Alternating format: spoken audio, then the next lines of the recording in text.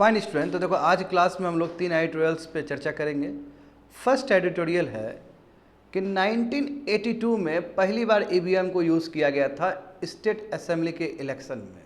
पारावूर केरला में यूज़ किया गया था। ये पारावूर केरला का जो कॉन्स्टिट्यूंसी है, स्टेट कॉन्स्टिट्यूंसी, वहाँ पे यूज़ किया गया था। बट यहाँ पे ना एक जो कैंडिडेट जो जीता था और जो हारा था वो बहुत ही क्लोज मार्जिन से हारा था। तो केरल में गया, केरल हाई कोर्ट में गया।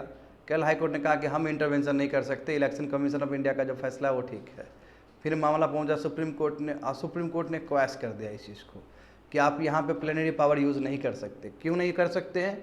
क्योंकि जब आपका इलेक्शन रूल्स 1961 में, जब आपका रिप्रेजेंटेशन ऑफ पीपल एक्ट में लिखा गया है कि आपको बैलेट पेपर से चुनाव करना है, तो आप ईवीएम से कैसे कर सकते हो? उसके लिए पहले आपको अमेंडमेंट करना होगा। तो इसलिए जो प्लेनरी पावर जो यूज़ कर रहा था इलेक्शन कमीशन ऑफ इंडिया, उसको धता बता दिया, उसको धराशायी कर दिया सुप्रीम कोर्ट ने। और तब से लेके अभी तक देखो ईवीएम भी अपने हिसाब से इवॉल्व हुआ है। बाद में ईवीएम लागू हो इलेक्शन में तो उसके लिए अमेंडमेंट करना पड़ा रिप्रेजेंटेशन ऑफ पीपल एक्ट में।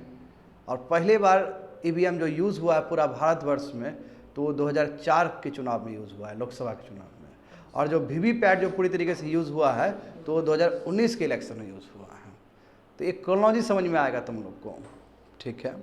सेकंड देखते हैं कि जब इलेक्शन हो रहा था तो उस समय ये बहुत मामला आया था कि मुसलमान का पॉपुलेशन बहुत बढ़ गया है हिंदू से। तो एक आया था ना जी ये चीज़।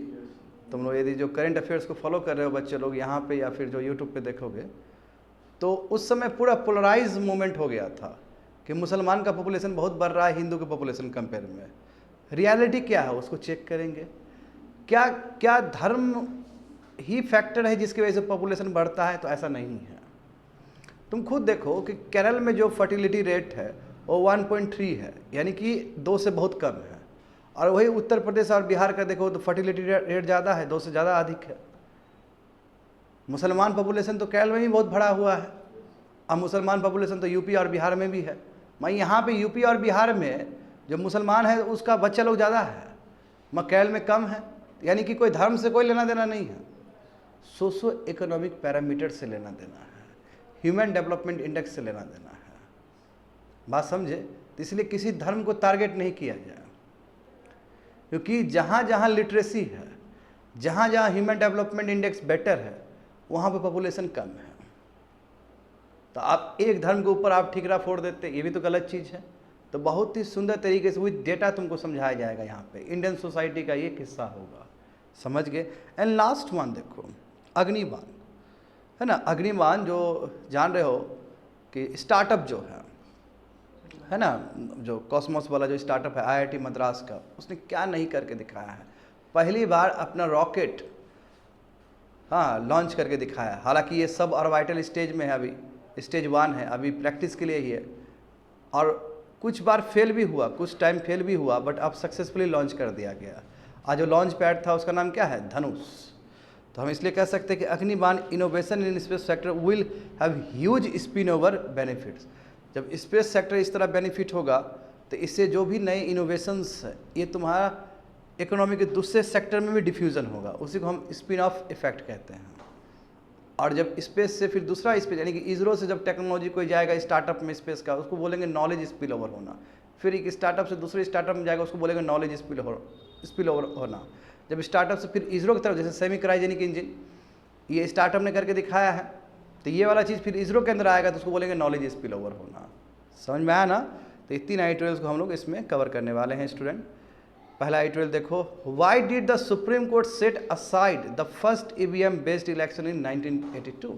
आखिर सुप्रीम कोर्ट ने 1982 में जो इलेक्शन हुआ था, विधानसभा का जो इलेक्शन हुआ था, जहाँ पे ईवीएम पूरा ईवीएम यूज़ नहीं किया था, बहुत कम ही ईवीएम यूज़ किया गया था, वहाँ उस ईवीएम के रिजल्ट को क्यों खारिज किया था सुप्रीम कोर्ट ने?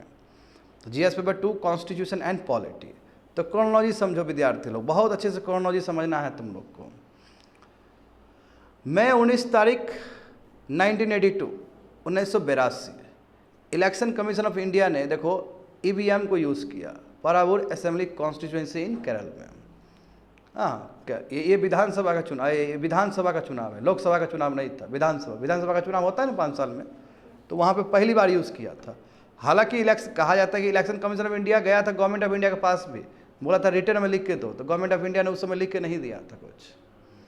फिर इसलिए इंटरप्रेट किया कि आर्टिकल 324 में तो बहुत पावर दिया गया इलेक्शन कमीशन ऑफ इंडिया को फ्री और फेयर इलेक्शन करवाने के लिए, तो ये पक्का मेरा प्लेनरी पावर होगा, यानी कि एब्सोल्यूट पावर होगा। मगर सुप्रीम कोर्ट ने इसको अलग तरीके से इंटरप्रेट किया इस आर्टिकल 324 को। तो उस समय देखो मशीन 84 पोलिंग स्टेशन था उस कॉन्स्टिट्यूएंसी में, तो उसमें 50 पोलिंग स्टेशन में ईवीएम का यूज़ किया गया। तो ईवीएम कह सकते हो कि एक तरह से एक्सपेरिमेंट किया जा रहा है कि ईवीएम क्या है।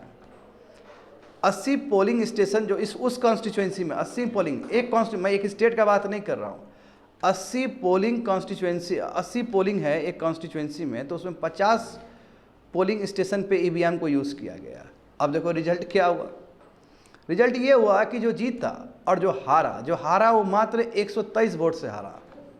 क्लोज फाइट, तो वो तो संतोष नहीं होगा, उसका तो मन वो हो जाएगा कि अरे भाई कैसे हार सकते हैं इतना कम मार्जिन से। तो वो दौड़ते हुए गया केरल हाई कोर्ट में और बोला कि सर ये अचानक ईवीएम यूज़ कर दिया गया, जबकि देखिए मार्जिन इतना कम है, हम जीत रहे थे।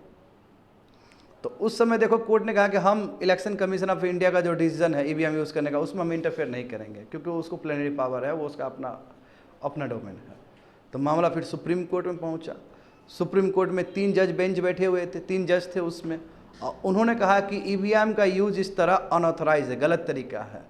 और उन्होंने कहा कि जो भी 50 पोलिंग स्टेशन पे जो भी चुनाव हुआ ईवीएम से सब रद्द हो जाएगा, फिर बैलेट पेपर से करवाओ। और जान के हैरानी होगा तुम लोग को, जब बैलेट पेपर से चुनाव हुआ तो जो हारा हुआ आदमी था ना 123 वोट से, वो जीत गया। तो व्हाट डज इट मीन, हाँ वो जीत गया था। तो फाइनली देखो वही लिखा गया कि लूजिंग कैंडिडेट जो ईवीएम वो इलेक्टेड हो गया जब पेपर बैलेट से चुनाव हुआ। तो समझ पा रहे हो ना, तो थोड़ा शंका हो जाता है ना। स्टार्टिंग ही देखो शंका से हो रहा है, स्टार्टिंग पॉइंट ही तुम्हारा संदेह क्रिएट कर रहा है। आगे देखो तो क्या हिस्ट्री क्या है ईवीएम का। तो देखो बच्चे लोग, एक्सपेरिमेंट तो चलो ठीक है 1982 में हुआ गया, तो अचानक एक्सपेरिमेंट तो होता नहीं है, उसका ब्रेन चाइल्ड तो पीछे होगा, कुछ तो दिमाग पहले भी लगा होगा। देखो तो ईवीएम वाला जो आइडिया पहली बार जो कंसिप्ट किया गया ना कि इंडिया में जो आया, वो 1977 में आया, जब मोरारजी देसाई थे, याद है ना। हाँ, और इसका प्रोटोटाइप यानी किस तरह का मशीन होना चाहिए, इसका प्रोटोटाइप तुम्हारा ECIL ने, जो कि इलेक्शन कमीशन से रिलेटेड है बॉडी, 1979 में डेवलप करके दिखाया, एक मशीन बना के दिखा दिया। तो आइडिया 77 में आया, और प्रोटोटाइप मतलब एक्सपेरिमेंटल जो मशीन है वो 79 में बन के तैयार हो गया। 80 में देखो डेमोन्स्ट्रेट किया गया। 1980 में इलेक्शन कमीशन ऑफ इंडिया ने क्या किया, ईवीएम को डेमोन्स्ट्रेट किया अगस्त 6 तारीख को, और कहा कि yes under article 324 election commission of India को पूरा प्लेनरी पावर है और वो ईवीएम को ये लागू कर सकता है चुनाव में। उस समय लिखित में बोला था कि लिखित में दीजिए, सरकार ने लिखित में नहीं दिया कुछ। यदि सरकार लिखित में दे देता तो शायद इतना कुछ नहीं होता। मैं उस समय इलेक्शन कमीशन ऑफ इंडिया को लगा कि ठीक है प्लेनरी पावर है, आर्टिकल 324 में लिखा गया कि फ्री और फेयर इलेक्शन के लेके आप कुछ भी कर सकते हो। तो देखो फलस्वरूप क्या हुआ स्टूडेंट कि 1982 में ईवीएम यूज़ किए गए 50 पोलिंग स्टेशन पे, हम जानते ही हैं, और सुप्रीम कोर्ट ने जो भी आया रिजल्ट 50 उसको खारिज कर दिया। ईवीएम जो यूज़ हुआ, बोला कि आप ईवीएम यूज़ नहीं कर सकते हो, क्योंकि बोला कि देखो आपको इम्यूनिटी नहीं है, आपको इम्यूनिटी नहीं मिलेगा। क्यों? क्योंकि जब रिप्रेजेंटेशन ऑफ पीपल एक्ट में लिखा गया है कि बैलेट पेपर से करवाना है, जब इलेक्शन रूल्स में लिखा गया कि बैलेट पेपर से करवाना है, तो तुमको कहाँ से प्लेनरी पावर मिलेगा यहाँ पे? आप प्लेनरी पावर को तभी आप एक्सरसाइज कर, प्लेनरी पावर मतलब जो एब्सोल्यूट पावर है, आप तभी एक्सरसाइज कर सकते हो जब लेजिस्लेटिव वैक्यूम हो। वहाँ तो लेजिस्लेटिव वैक्यूम कुछ है ही नहीं, उसमें तो बैलेट पेपर डायरेक्ट लिखा गया है रिप्रेजेंटेशन ऑफ पीपल एक्ट में, इलेक्शन रूल्स में। तो जो तुम किए हो गलत किए हो, इसलिए सब रद्द होगा, फिर से बैलेट पेपर से चुनाव करवाओ। देखो फलस्वरूप क्या हुआ, 1988 में एक section representation of people act में जोड़ा गया, और ये जो नया सेक्शन है वो क्या है तुम्हारा 61A। अब election commission of India EVM से चुनाव कर सकता है, और ये चीज़ लागू हुआ तुम्हारा 1989 से। तो 1989 से पूरा पावर मिल गया कि अब ईवीएम का हम यूज़ कर सकते हैं। अभी देखो और क्रोनोलॉजी समझो स्टूडेंट्स लोग। उसके बाद देखो क्या हुआ, फिर 90 में एक तुम्हारा कमेटी बना जिसको कहते हैं दिनेश गोस्वामी कमेटी, और उसने एग्जामिन किया कि ईवीएम कितना सही है, कितना सही रिजल्ट देता है। और देखो 1990 वो दौर है विद्यार्थी जहाँ पे बूथ कैप्चरिंग बहुत ज़्यादा होता था। दबंगई लोग सब जो थे ना, स्पेशली रूरल एरिया सब में बूथ कैप्चरिंग कर ले रहे थे, मैनिपुलेट कर देते थे मसल्स पावर की वजह से। मनी पावर, मसल्स पावर जानते हो कि इलेक्शन में हमेशा हावी रहा है। तो बूथ कैप्चरिंग को लेकर तो जानते हो कि यहाँ जो बिहार सरकार पे ही ज़्यादा आरोप लगता है। उस समय का बिहार सरकार जो था, नाम नहीं लेना चाहते हैं, बात समझे। तो देखो, तो कहा गया कि यह सबसे बढ़िया है ताकि मसल्स पावर यूज़ ना हो उसमें इलेक्शन के टाइम में, बूथ कैप्चरिंग ना हो, तो सबसे बढ़िया ईवीएम ही रहेगा, समझे। तो 1998 में देखो, 1998 में पहली बार ईवीएम को यूज़ किया गया 16 असेंबली इलेक्शंस में अक्रॉस 3 स्टेट्स, यानी कि 3 स्टेट्स में जो 16 असेंबली इलेक्शंस है, 16 असेंबली इलेक्शन, उसमें यानी कि 3 राज्य में अलग अलग जगह पे ईवीएम को यूज़ किया गया। समझ पा रहे हो स्टूडेंट क्या बोल रहे हैं। और पहली बार लोकसभा का चुनाव 2004 में, जिसमें तुम्हारा ये मनमोहन सिंह का सरकार बना, तो 543 कॉन्स्टिट्यूएंसी पे केवल ईवीएम ही यूज़ हुआ है। देख रहे हो ना, तो एक्सपेरिमेंट के लिए 1998 में यूज़ हो गया 3 स्टेट्स के 16 असेंबली इलेक्शंस में, समझ गए ना। मगर रियल सेंस में देखोगे तो 2004 में पूरा लोकसभा 543 कॉन्स्टिट्यूएंसी पे यूज़ हुआ है। हाँ, सवाल ये था, देखो सवाल तो ये भी उठा कि चलो भाई ईवीएम है, मशीन में तो कोई भी हेरा फेरी हो सकता है, और प्रूफ चाहिए तो वीवीपैट वाला कॉन्सेप्ट, उसमें पर्ची कट के गिरता है ना, तो उसे आप क्रॉस वेरीफाई करोगे तो पता चल जाएगा कि ईवीएम में कितना पड़ा वोट और पर्ची कितना है, क्रॉस चेक कर लोगे तो पता चल जाएगा कि ईवीएम सही है। तो वीवीपैट लागू हुआ। हालांकि वीवीपैट तुम्हारा 2014 में भी लागू हुआ था, मगर कम संख्या था, कंपलसरी नहीं था, बहुत कम संख्या था। मगर पूरी तरीके से जो वीवीपैट लागू हुआ है वो 2019 के इलेक्शन में हुआ है।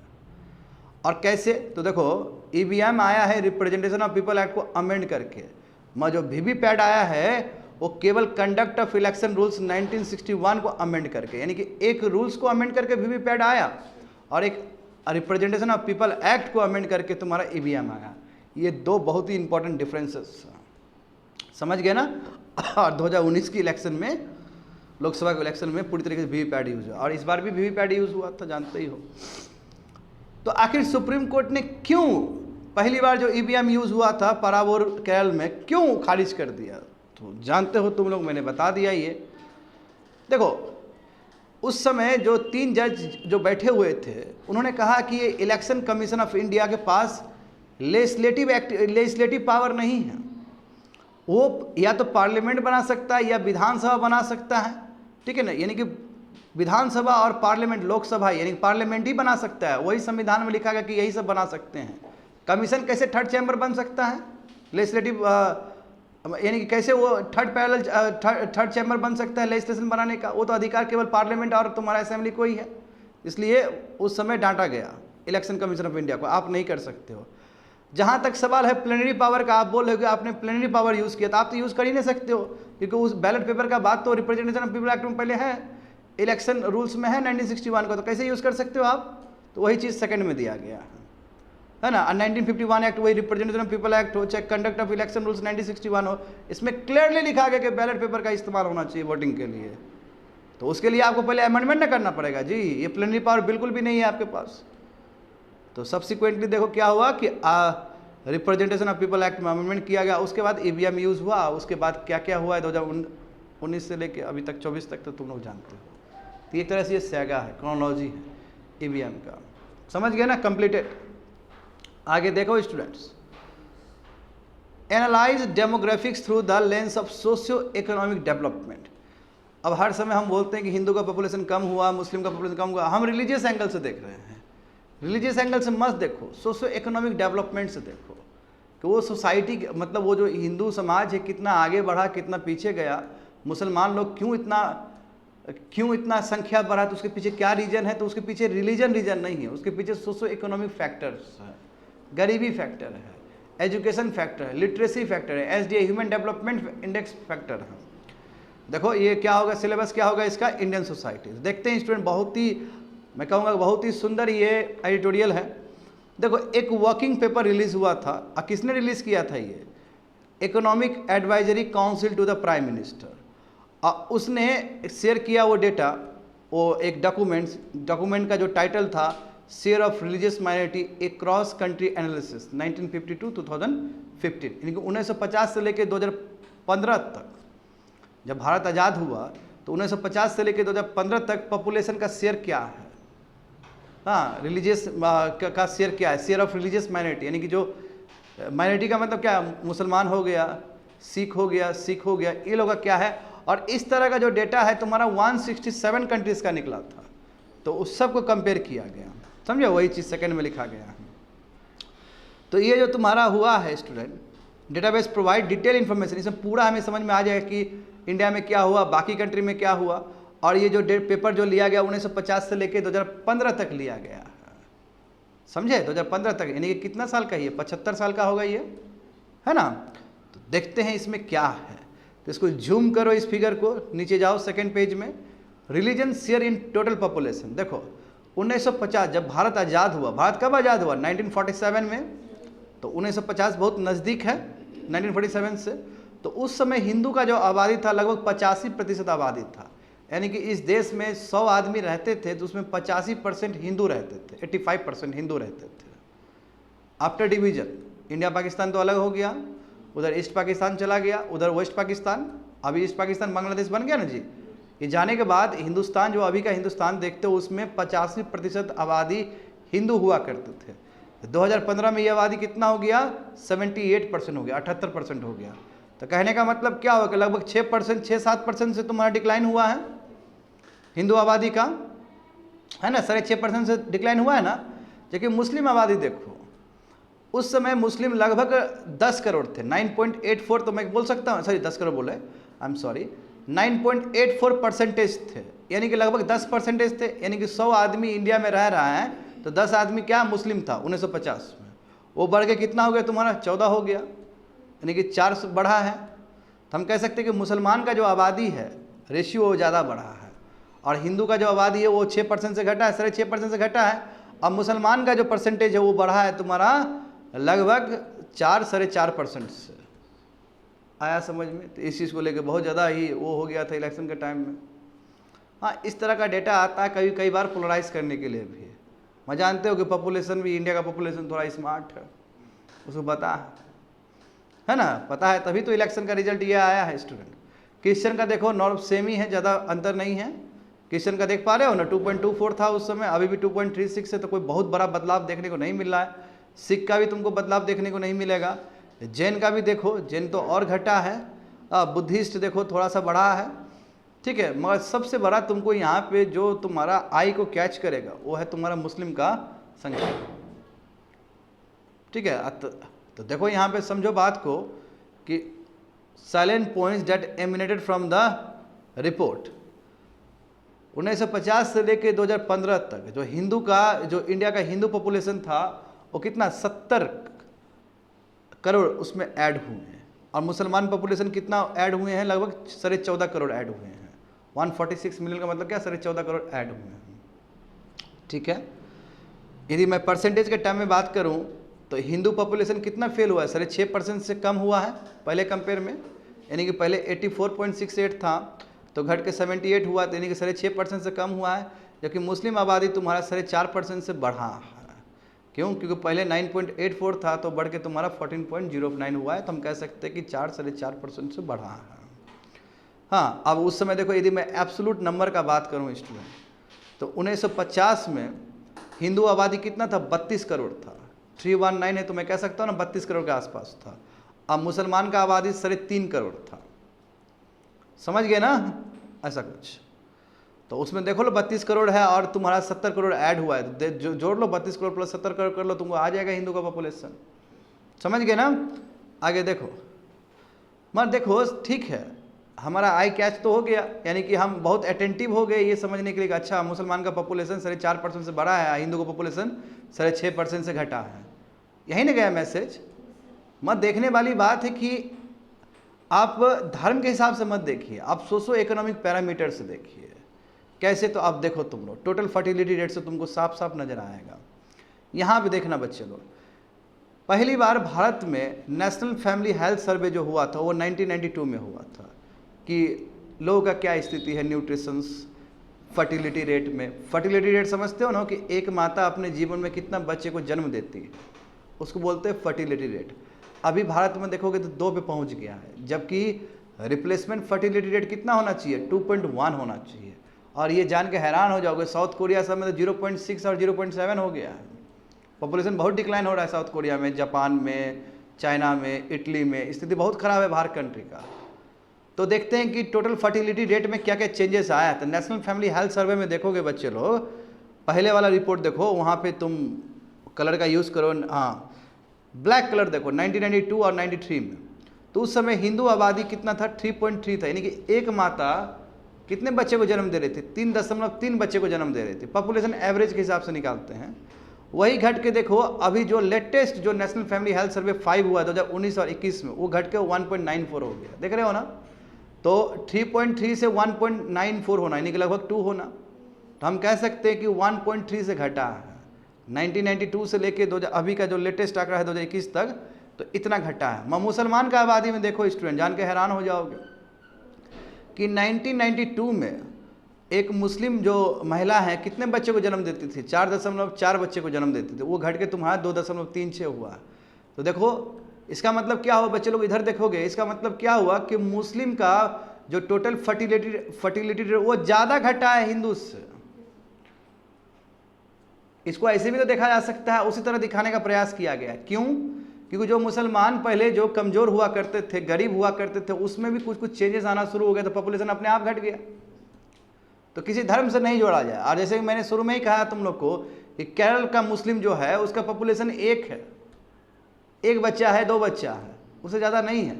मत तुम यूपी और बिहार में जाओगे, वो सेम मुस्लिम धर्म का आदमी है, वहाँ पे 4 बच्चा है, 5 बच्चा है, 6 बच्चा है। तो धर्म से जोड़ना तो गलत हो जाएगा। यदि धर्म से होता तो केरल में भी उतना ही बच्चा होना चाहिए था। तो ये प्योरली सोशो इकोनॉमिक फैक्टर्स है, इसको रिलीजन एंगल से नहीं देखा जाए। समझ गए? तो वही चीज़ वहाँ दिखाना चाह रहा है। क्रिश्चियन का भी घटा है, 2.87 था वो 1.88 हुआ है। सिख का भी देखो 2.43 था 1.61 हुआ है। बुद्धिस्ट का भी, जैन का भी। आया समझ में ना? तो इससे क्लियर इंडिकेशन मिलता है कि रिलीजन रोल प्ले नहीं कर रहा है। जो रोल प्ले कर रहा है वो सोशो इकोनॉमिक फैक्टर और human development index role play करता है। देखो वही लिखा गया कि नेशनल फैमिली हेल्थ सर्वे 1 का लीजिए आप, और जो अभी लेटेस्ट है आपका नेशनल फैमिली हेल्थ सर्वे 5 का लीजिए, तो आपको पता चलेगा कि जो टोटल फर्टिलिटी रेट है मुस्लिम पॉपुलेशन का 4.4 से 2.4 हुआ है, जबकि हिंदू पॉपुलेशन का जो घटा है 3.3 से 1.9। यानी कि ज़्यादा जो फॉल हुआ है वो मुसलमान में फॉल हुआ है। मुसलमान में 2% का टोटल फर्टिलिटी फॉल हुआ है, जबकि हिंदू में केवल 1.4 का हुआ है। तो इसका मतलब क्या है कि ये लोग अब कम बच्चा बर्थ कर रहा है एज कम्पेयर टू हिंदू। बात समझे ना? तो जो इंडियन डेमोग्राफर्स है पीएन मरीभाट और फ्रांसिस जॉवियर, उन्होंने कहा है कि देखिए अब ये डराया जाता है पॉलिटिक्स में कि मुसलमान आबादी बढ़ जाएगा बढ़ जाएगा। अरे जिस हिसाब से फर्टिलिटी रेट मुसलमान का घटा है, उस हिसाब से आप जब 22वीं सदी का जो शुरुआत होगा उस समय भी पूरा भारत का जो आबादी होगा मुसलमान का 19% से ज़्यादा नहीं हो सकता। तो 18.8% यानी कि 19%। और यहाँ डराया जाता है कि मुसलमान हुकूमत करेगा, ये करेगा, वो करेगा। अरे क्यों ज़्यादा बच्चा क्रिएट करेगा वो? जब सोशो इकोनॉमिक पैरामीटर अच्छा हो जाएगा क्यों ज़्यादा बच्चा क्रिएट करेगा वो? तो वो सब पॉलिटिक्स है, रियलिटी कुछ और है। आ रहा है समझ में? आगे देखो, तो वही बोला कि हमें इस बात को, हमें रिलीजन एंगल से इंटरप्रेट नहीं करना चाहिए पॉपुलेशन को, हमें सोशो इकोनॉमिक पैरामीटर से करना चाहिए। यहाँ पे देखो, number of children a family chooses, यानी कि एक फैमिली कितना बच्चे को रखता है ये डिपेंड करता है socio economic factors, education, economic condition. यदि जो आदमी जितना रईस है वो उतना कम बच्चे को जन्म देता है। जो फैमिली जितना रईसी है, देखते हो ना, अमीर आदमी घर में तुमको 10 बच्चा नहीं मिलेगा देखने को, 1-2 काफ़ी है। जो आदमी बहुत पढ़ा लिखा है उसके घर में तुमको 10 बच्चा देखने को नहीं मिलेगा, बहुत कम आदमी देखने को मिलेगा। हाँ, ये तो हुआ एजुकेशन। और जब अमीर आदमी और पढ़ा लिखा आदमी जब 2-2 बच्चा रख रहा है तो इसका स्पिल ओवर इफेक्ट दूसरे को पड़ता है। और दूसरा आदमी यदि पढ़ा लिखा नहीं भी है तो वो भी कम रखना शुरू कर देगा। केवल अमीरी और तुम्हारा नॉलेज से ही जुड़ा हुआ चीज़ नहीं है। जब सोसाइटी में सभी लोग रखना शुरू करते हैं तो अगले को भी तो असर पड़ता है इस चीज़ का। अभी तो कम पढ़ा लिखा आदमी भी कम ही बच्चे को जन्म दे रहा है, ये भी बात है। बात समझे, वही चीज़ वहाँ पे लिखा गया है कि ये प्योरली डिपेंड करता है आपका एजुकेशन और इकोनॉमिक कंडीशंस पे, समझे, रिलीजन पे डिपेंड नहीं करता। यदि रिलीजन पे डिपेंड करता है तो मुस्लिम आबादी केरल में भी बहुत ज़्यादा बढ़ा हुआ है, वहाँ पे भी खूब ज़्यादा होता बच्चा, वहाँ ऐसा नहीं है। देखो साफ साफ लिखा गया, कम्युनिटी जिसके पास बहुत अच्छा एजुकेशन है, जिसके पास बहुत अच्छा हेल्थ केयर है, जिसके पास बहुत अच्छा इकोनॉमिक अपॉर्चुनिटी है, नॉर्मल बात है कि उसका लोअर फर्टिलिटी रेट होगा ही होगा, समझे। तो हाई पॉपुलेशन ग्रोथ रेट का मतलब ये नहीं कि स्टूडेंट की लोग अच्छे कर रहे हैं। आज जैसे कहते हैं ना कि मुसलमान का आबादी बहुत ज़्यादा है, मुसलमान लोग ज़्यादा बच्चा पैदा करता है, इसका मतलब ये नहीं कि उसका इकोनॉमिक ग्रोथ अच्छा है। अरे उसका इकोनॉमिक ग्रोथ खराब है तभी तो उतना बच्चा क्रिएट कर रहा है। यदि जिस दिन उसका इकोनॉमिक कंडीशन अच्छा हो जाएगा, जिस दिन उसका एजुकेशनल कंडीशन अच्छा हो जाएगा, अपने आप बच्चा कम हो जाएगा। बात समझे क्यों? क्योंकि हो क्या रहा है कि जिसका हाई पॉपुलेशन ग्रोथ हो रहा है फैमिली का, उसमें एजुकेशन ह्यूमन डेवलपमेंट का कमी है, समझे। तो हायर ग्रोथ रेट जो इंडिया का मुस्लिम पॉपुलेशन है अभी भी देखोगे तो बढ़ा है, यानी कि मुसलमान का आबादी तो बढ़ा ही है, हमने देखा है अभी 4.5% से बढ़ा है 90 से लेके तो 1950 से लेके तुम्हारा 2015 तक, और हिंदू का 6.5% से घटा है। ये साफ साफ इंडिकेशन है कि हिंदू जो समाज है वो पढ़ लिख के बहुत आगे निकल गया, socio economic human development index उसका बेटर है एज कम्पेयर टू मुस्लिम। और केवल आज़ादी का बात नहीं है बच्चों लोग, मॉडर्न इंडिया जब तुम लोग पढ़ोगे या कोई बच्चा यदि मॉडर्न इंडिया पढ़ा है तो उसमें भी साफ साफ दिख सकता है कि जो सोशो रिलीजियस रिफॉर्म मूवमेंट है उसने ज़्यादातर हिंदू को ही फ़ायदा पहुँचाया है। मुसलमान ने करने की कोशिश किया, मगर उस समय मुसलमान का जो इतना रूढ़िवादी जो सोच था उसके लिए मुसलमान आगे बढ़ नहीं पाया। मगर जब जब इकोनॉमिक अपॉर्चुनिटी बढ़ता है, जब जब एजुकेशन बढ़ता है, तो जो रूढ़िवादी वाला जो सोच है वो अपने आप बैक बर्नर में चला जाता है, वो अपने आप बैकग्राउंड में चला जाता है। ये नियम है, देखो वही चीज़ बताया गया है, समझे।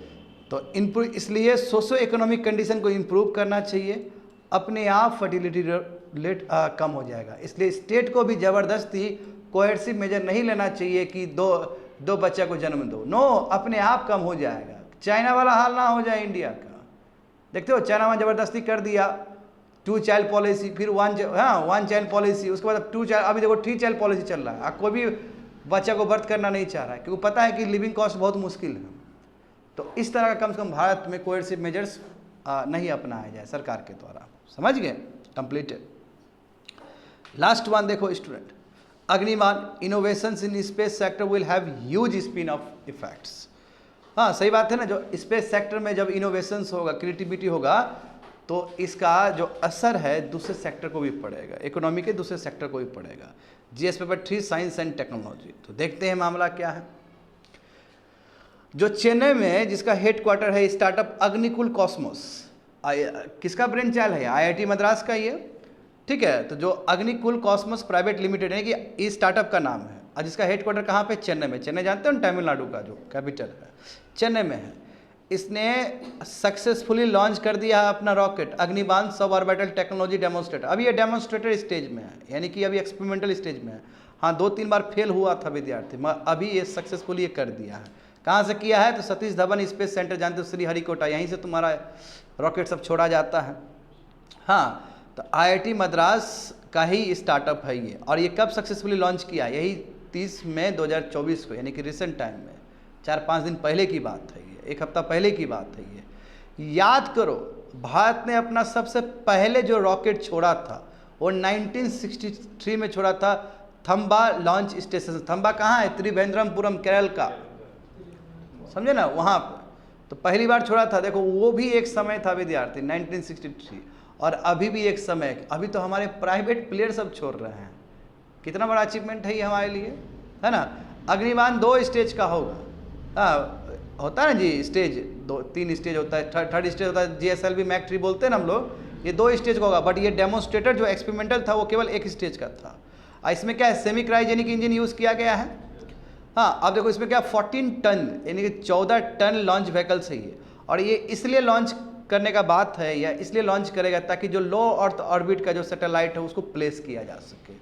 क्योंकि देखो सरकार का जो नीति है कि जितने भी प्राइवेट जो स्टार्टअप है या जो प्राइवेट कंपनी है स्पेस में, वो क्या करे स्टूडेंट, कि लो अर्थ ऑर्बिट में सैटेलाइट छोड़े, और जो इसरो है वो इंटर प्लानिटरी मिशन पे ध्यान दे, जैसे मून हो गया, मार्स हो गया, उस पर ध्यान दे। आया समझ में ये सभी चीज? तो देखो आगे देखो, बहुत कुछ पहली बार हुआ है अग्निबाण के साथ। अग्निबाण जो रॉकेट है, उसका जो लॉन्च पैड होगा उसका नाम क्या है? धनुष है। और वो जो लॉन्च पैड है वो मूवेबल है, कहीं से भी जाकर लॉन्च करवा सकते हो। तो इंडिया का फर्स्ट लॉन्च पैड है ये फर्स्ट लॉन्च है किसी प्राइवेट लॉन्च पैड से हुआ है, यानी कि धनुष से हुआ है। वर्ल्ड का first single piece 3D printed engine है। मैंने कहा था यही एडिटिव टेक्नोलॉजी से बना हुआ चीज़ है। हाँ, मतलब केवल कमांड दो अपने आप बन जाएगा। पहली बार ऐसा हुआ है दुनिया में, इसलिए मैं कह रहा हूँ कि पहली बार फर्स्ट वर्ड जुड़ा है अग्निबाण के साथ। हाँ, ये पहला कंपनी है जिसने तुम्हारा इसरो के साथ अग्रीमेंट किया था under the guidance of in space initiative. देखो भारत सरकार ने 2021 में लाया था ना ये चीज़, 2020 और 21 में लाया था ताकि लेवल प्लेइंग फील्ड मिल सके। और इसरो जो इतना साल में जो एक्सपर्टीज हासिल किया विद द जर्नी, ये चीज़ प्राइवेट प्लेयर को ही मिल सके। तो इसके लिए इन स्पेस ने बहुत इंपॉर्टेंट रोल प्ले किया था। और 2020 में ही देखो स्टूडेंट है ना, ये हो गया था, मतलब बातचीत हो गया था, लाइसेंस सब मिल गया था इसको। ये first ever control flight semi cryogenic liquid engine है। देखो अब ये जो सेमी क्रायोजेनिक इंजन है ये इसरो के पास भी जाएगा, इसरो इसका भी बेनिफिट उठाएगा और इसरो का जो एक्सपर्टीज है वो उसको भी देगा। उसी को बोलते हैं नॉलेज स्पिल ओवर होना। तो आगे देखो, ये हमारा सेगा है कि इंडिया ने क्या क्या किया है अभी तक। 1962 में इसरो का जो प्रीडिसेसर है वो बना। हाँ, इसको बोलते हैं Indian national committee for space research. उस समय पंडित नेहरू थे, जीवित थे। 1969 में देखो इसरो फाइनली बना, वही आम आगे जाके इसरो बना। यानी कि जो Indian national committee for space research देख रहे हो वही जाके तुम्हारा इसरो बनाया है उसी ने, उसी कमेटी की वजह से इसरो बना है 1969 में। 75 में पहली बार हमने सैटेलाइट छोड़ा था आर्यभट्ट, बट लॉन्च पैड किसका था? ये रसा का था। 1979 में पहली बार एक्सपेरिमेंटल किए थे SLV-3 का। 1981 में Apple first communication satellite ISRO का था, एप्पल, समझे। 1982 में देखो इंडिया का नेशनल सैटेलाइट सिस्टम का INSAT-1 लॉन्च किए थे कम्युनिकेशन के लिए। 93 में फर्स्ट PSLV लॉन्च किए थे, लॉन्च है ये, नहीं रॉकेट है ये। 2008 में चंद्र मिशन और चंद्रयान जो जानते हो ना कितना सक्सेसफुल रहा, कितना वर्ल्ड ने अपलोड किया था इंडिया को, कितना सस्ता में इंडिया ने ये चंद्रयान मिशन को सक्सेसफुल कर दिया था, समझ गए स्टूडेंट। उसके बाद 2013 में देखो first interplanetary mission Mars orbital mission भी सक्सेसफुल हुए हम लोग। 2018 में देखो GSLV Mach-3 हमने ऑपरेशनल कर लिया। चंद्रयान 2 लॉन्च किए थे तो उसमें थोड़ा सा हम फेल कर गए थे। मैं इस बार देखो 2023 में चंद्रयान 3 हमने सक्सेसफुली लॉन्च कर दिया। तो भारत का तो एक अपना इतिहास है स्पेस का। इंडिया ने बहुत कम समय के अंदर बहुत अच्छा स्पेस में तरक्की किया है। तो देखो विद्यार्थी लोग, इसरो स्टार्ट, देखो इसरो कैसे स्टार्ट हुआ था, बोले ना Indian national committee for space research के रूप में तैयार हुआ था। उसके बाद देखो उस समय बहुत कम साइंटिस्ट थे, उस समय विक्रम साराभाई थे। हाँ, इसलिए तो विक्रम साराभाई का नाम बहुत बड़ा है, बहुत बड़ा नाम है इसरो में। उस समय जो सबसे इम्पोर्टेंट जो साइंटिस्ट थे ये थे। हाँ, सतीश धवन स्पेस सेंटर बना तुम्हारा श्रीहरिकोटा में। उसके बाद देखो 145 स्क्वायर किलोमीटर फैला हुआ है। PSLV GSLV जितने भी लॉन्च पैड है यहीं से होता है, स्टार्ट होता है, यहीं से छोड़ा जाता है। तो आस्ते आस्ते हमने स्पेस में बहुत अच्छा झंडा गाड़ा है। देखो मैंने कहा है जैसे कि कुछ रिफॉर्म्स लाया गया। ये प्रेजेंट जो सरकार है, मोदी सरकार, इन्होंने बहुत अच्छा रिफॉर्म्स लाया था स्पेस सेक्टर में। देखो इस बार जानते हो FDI पूरा 100% खोल दिया गया है, subject to some restriction in that rocket में थोड़ा सा रिस्ट्रिक्शन रखें क्योंकि रॉकेट हमारे लिए स्ट्रेटेजिक इंपॉर्टेंट। सही बात है ना।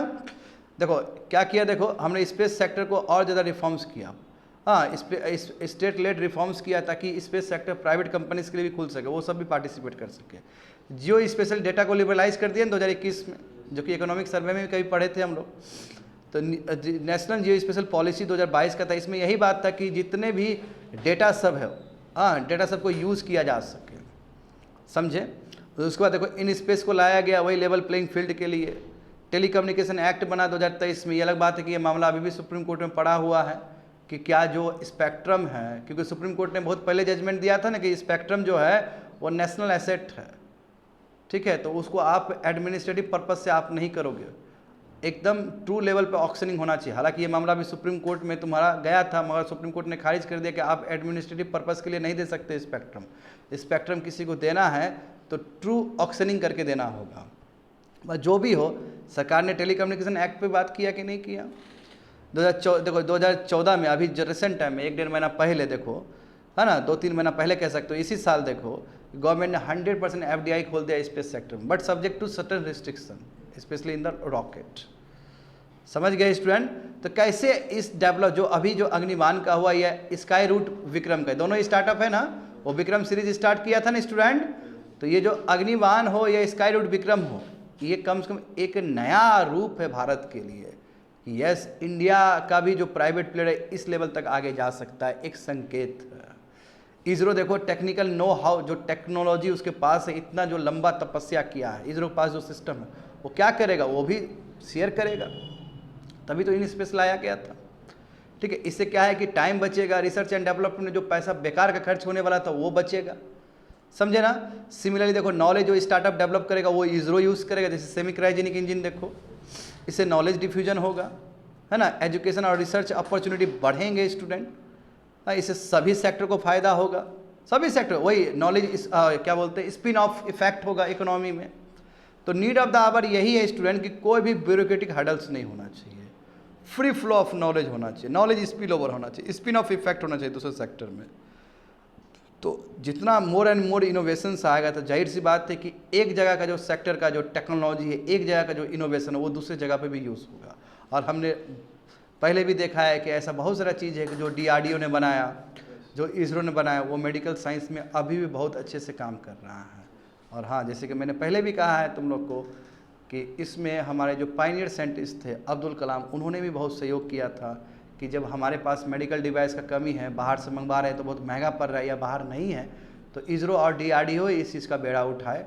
और इसरो और DRDO ने ऐसा बहुत सारा इक्विपमेंट बनाया है जो कि मेडिकल जगत में अभी भी चलता है और वो भी सस्ते दाम में। तो नॉलेज स्पिल ओवर होना, स्पिन ऑफ इफेक्ट होना बहुत ही इंपॉर्टेंट है। और स्पेशली जो स्पेस का जो टेक्नोलॉजी होता है वो एकदम बड़ा टेक्नोलॉजी होता है, वो बेहतरीन टेक्नोलॉजी होता है, और उस टेक्नोलॉजी को हम कटिंग एज टेक्नोलॉजी भी कहते हैं। तो ये पूरी तरीके से इकोनॉमी को चेंज कर देगा। अच्छा, जब भी तुम लोग को इकोनॉमिक्स हम पढ़ाते हैं तो यही ना बोलते हैं आयकर वैल्यू, आयकर वैल्यू कम करोगे। आयकर वैल्यू कैसे कम करोगे? रिसर्च एंड डेवलपमेंट करके।